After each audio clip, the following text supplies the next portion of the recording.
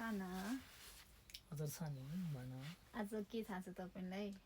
आज December ending यानि कि 12 बजेपछि 26 जनवरी 1 लाग्ने दिन।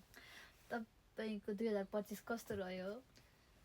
2025 समग्रमा राम्रै रह्यो भनौँ भने 2025 भित्रमा मेरो विवाह पनि भयो। 25 भित्रैमा जापान पनि आयो कि म चाहिँ। तपाईँ खुसी हुनुहुन्छ? एकदम खुसी। अनि तिमी? मेरो नि 2025 चाहिँ एकदम राम्रो भयो। 6 वर्षदेखि नेपाल गएको थिएन नि त। नेपाल गएर सबै परिवारसँग भेटघाट पनि भयो। अनि हजुर 6 वर्ष नेपाल गएको थिएन तिमी? 6 वर्ष गएको थिएन नि त नि। 6 वर्षमा कति? 6 वर्षमा गएको। अनि त्यसपछि हजुरसँग बिहे भएको।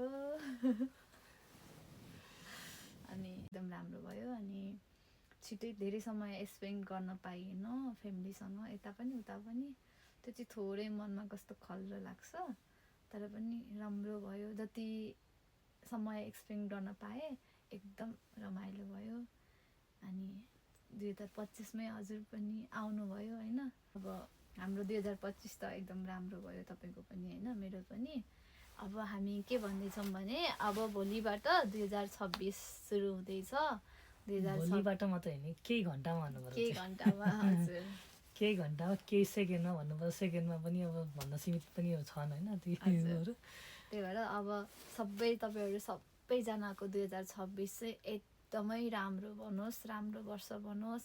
हजुरहरूको लाइफमा पनि एकदमै नयाँ वर्षमा नयाँ उमङ्गका साथ, अङ्ग्रेजी नयाँ वर्ष हजुरमा नयाँ उमङ्गका साथ नयाँ जोस जाँगर, उन्नति प्रगति हुँदै जाओस् होइन।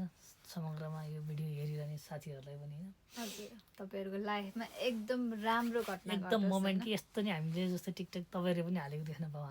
हो नि, सक्यो हामीलाई ड्युटी गरेर चाहिँ भगवान् हामी 1 घन्टा अगाडि बढे। Happy new year.